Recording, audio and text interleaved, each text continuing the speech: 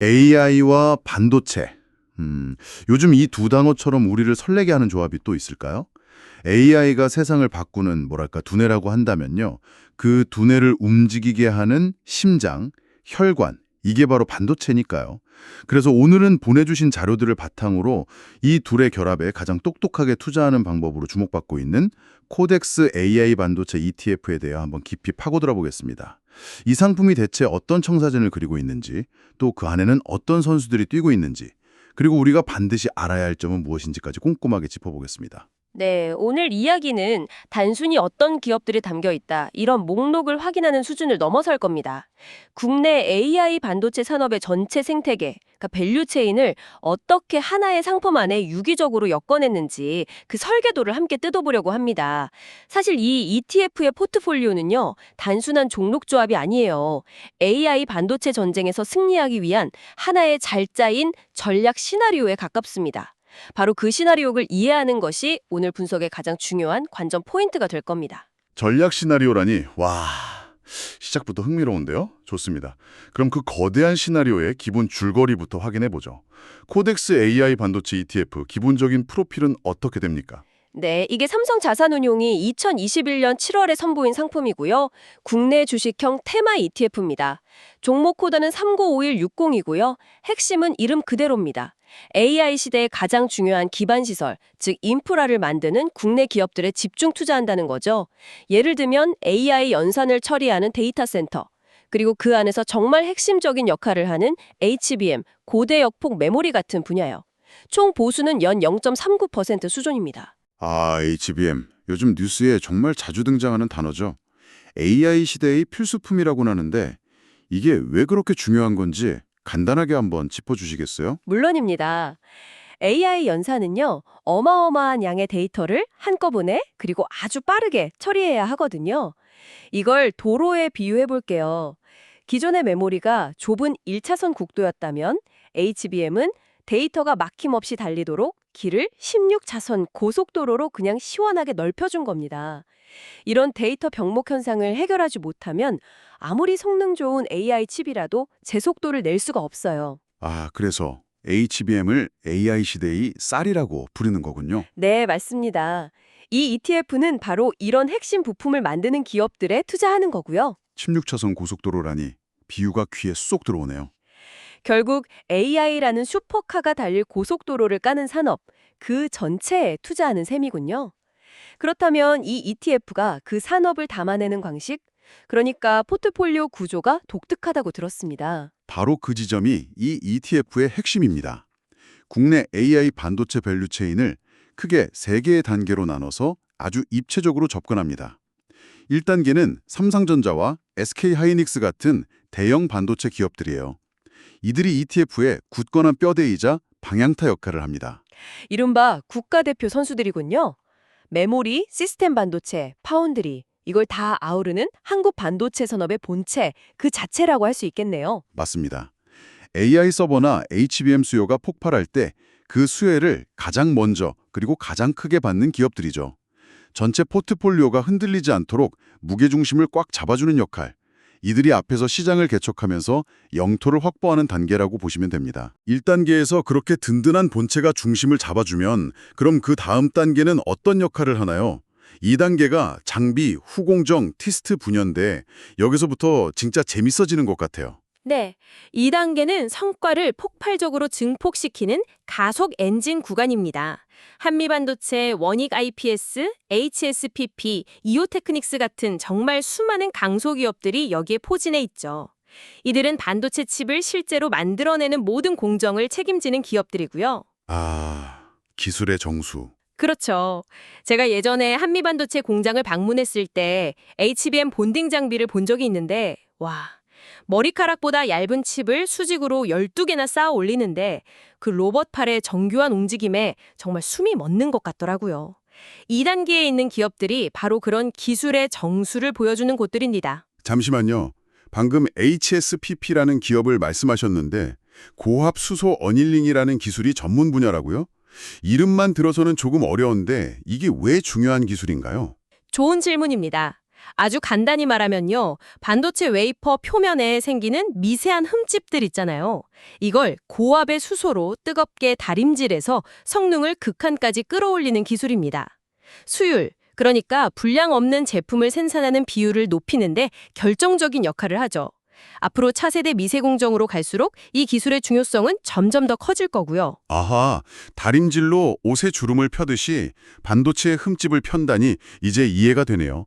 그런데 이 2단계 구간을 설명하는 자료들을 보면 유독 레버리지 구간이라는 표현이 자주 보이던데요. 듣기에 따라서는 조금 위험하게 들리기도 합니다. 보통 레버리지는 리스크를 키운다는 의미로도 쓰이니까요. 성과를 증폭시킨다는 건 반대로 말하면 손실도 그만큼 커질 수 있다는 뜻 아닌가요? 네, 아주 날카롭고 정확한 지적이십니다. 그래서 양날의 검이라고 할 수 있죠. 반도체 업황이 좋아져서 1단계에 삼성전자나 SK하이닉스가 대규모 설비 투자를 발표하면 어떻게 될까요? 장비를 공급하는 이 2단계 기업들의 실적과 주가는 대형주보다 훨씬 더 가파르게 상승하는 경향이 있습니다. 말 그대로 수익률의 레버리지를 일으키는 거죠. 하지만 반대로 업황이 꺾여 투자가 줄어들면 그 하락의 충격 또한 더 크게 받게 됩니다. 이 ETF는 바로 그 변동성을 끌어안고 더 높은 수익률을 추구하겠다는 전략적 선택을 한 겁니다. 아, 이제야 그림이 명확하게 그려지네요. 대형주가 10% 오를 때 이 소부장 기업들은 20%, 30%씩 오르면서 ETF 전체 수익률을 끌어올리지만 반대 상황도 각오해야 한다는 거군요. 정말 담대하고 흥미로운 전략적 선택입니다. 그렇습니다. 1단계의 안정적인 영토 위에서 2단계의 막강한 화력을 집중해 성과를 극대화하겠다는 의도죠. 1단계의 든든한 본체와 2단계의 폭발적인 가속 엔진까지 확인했습니다. 그런데 이 모든 게 제대로 굴러가려면 반드시 필요한 게 있잖아요. 바로 최고급 연료나 타이어 같은 것들 말입니다. 3단계가 바로 그런 소재, 부품 분야인 것 같네요. 최고의 비유입니다. 3단계는 보이지 않는 숨은 강자들의 영역입니다. 이수페타시스의 고다층 PCB 기판, 리노공업의 테스트 소켓, 솔브레인의 반도체용 화학 소재 같은 기업들이 여기에 속합니다. HBM이나 EUV 같은 최첨단 공정으로 갈수록요, 기존에는 없던 아주 특별한 소재와 극도로 정밀한 부품이 필수적으로 요구되거든요. 겉으로는 잘 드러나지 않지만 이들이 없으면 아예 공정 자체가 멈춰버리는 그런 핵심적인 역할을 하는 기업들이군요. 바로 그겁니다. 그래서 업데일사는 이 기업들을 기술적 해자를 파는 곳들이라고 부릅니다. 누구도 쉽게 따라올 수 없는 기술 장벽을 만들어서 전체 산업의 경쟁력을 지키는 최후의 방어선 역할을 하는 거죠. 자, 이제 그림이 완성되었습니다. 1단계 대형지로 영토를 확보하고 2단계 장비주로 화력을 집중해 성과를 극대화하며 3단계 소재 부품주로 누구도 넘볼 수 없는 기술적 해자를 구축한다. 이것이 바로 이 ETF가 그리고 있는 AI 반도체 전쟁의 승리 공식인 셈입니다. 알겠습니다. 구조가 이렇게 탄탄하고 그 안에 담긴 전략 시나리오도 아주 명확하다는 건 알겠는데 그래서 제일 중요한 거요. 이 멋진 전략이 투자자들 주머니를 실제로 채워줬을까요? 수익률 한번 까보시죠. 하하, 가장 궁금한 부분이죠.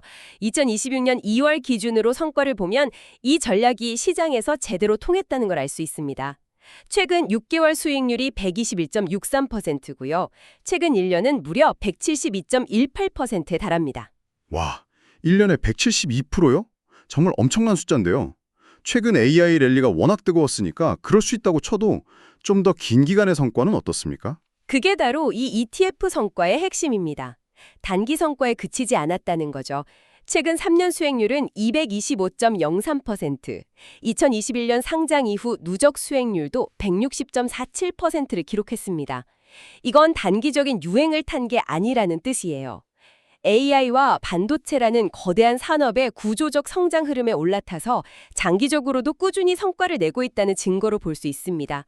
앞서 길게 설명드린 3단계 포트폴리오 전략이 실제로 효과적으로 작동하고 있다는 방증이기도 하고요. 성장 동력에 직접 투자할 수 있다는 점. 둘째는 대형주의 안정성과 소부장 기업들의 성장성을 동시에 노리는 균형 잡힌 포트폴리오. 그리고 셋째는 한미반도체처럼 개별로 쪽으로 투자하기엔 변동성이 부담스러운 종목들을 분산해서 담을 수 있다는 점. 이렇게 요약할 수 있겠군요. 정확합니다. 하지만 세상에 공짜 점심은 없죠. 이렇게 매력적인 투자처라면 반드시 그 이면에 숨어있는 리스크도 냉정하게 들여다봐야 합니다. 맞습니다. 여기까지 듣고 이거다 싶어서 섣불리 뛰어들면 안 되겠죠. 이 화려한 성적표 뒤에 숨어있는 함정은 무엇일까요? 크게 세 가지를 짚어볼 수 있습니다. 첫 번째는 피할 수 없는 반도체 사이클의 변동성입니다. 반도체 산업은 아시다시피 호황과 불황을 주기적으로 반복하잖아요. 아무리 AI라는 장기 성장 동력이 있더라도 단기적인 업황 악화의 파고는 피할 수 없습니다. 이 ETF 역시 그 파도에 함께 흔들릴 수밖에 없는 구조적 한계를 가집니다. 테마형 ETF의 숙명이군요.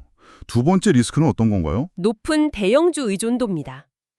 포트폴리오를 보면 삼성전자와 SK하이닉스 이 두 종목의 비중이 약 40% 이상을 차지할 것으로 예상되는데요. 이들이 든든한 버팀목이 되어주기도 하지만 반대로 이 두 기업의 주가가 지지부진하면 ETF 전체 성과도 발목을 잡힐 수 있다는 의미입니다. 예를 들어서 삼성전자의 스마트폰 사업이 부진해서 주가가 떨어진다면 AI 반도체 전망과는 좀 무관하게 이 ETF도 타격을 받을 수 있다. 이런 말씀이시군요. 바로 그런 상황이 발생할 수 있습니다. 마지막 세 번째 리스크는 테마 과열 가능성입니다. 지금처럼 AI 반도체 테마가 시장의 모든 스포트라이트를 받으면서 과열될 경우 기업들의 실제 가치보다 주가가 훨씬 앞서 나가는 밸류에이션 부담이 커질 수 있어요. 그리고 아시다시피 뜨거운 파티가 끝나면 혹독한 숙취가 찾아올 수도 있죠. 급등 후 급락의 위험성을 항상 경계해야 합니다. 그렇다면 이런 피할 수 없는 변동성에 현명하게 대처하는 방법도 있을 텐데요. 무작정 뛰어들기보다는 어떤 전략이 필요할까요? 네, 아주 중요한 부분입니다. 시장의 열기에 휩쓸려서 목돈을 한 번에 투자하는 몰빵은 피해야 합니다. 그보다는 시점을 나눠서 분할 매수하거나 매달 일정 금액을 꾸준히 사모으는 적립식으로 접근하는 것이 훨씬 안정적입니다. 특히 이 ETF는 앞서 말씀드린 2단계 레버리지 구간의 소부장 기업들 때문에 시장 상승기에는 더 큰 탄력을 받지만 하락기에는 그만큼 낙폭이 깊어질 수 있거든요.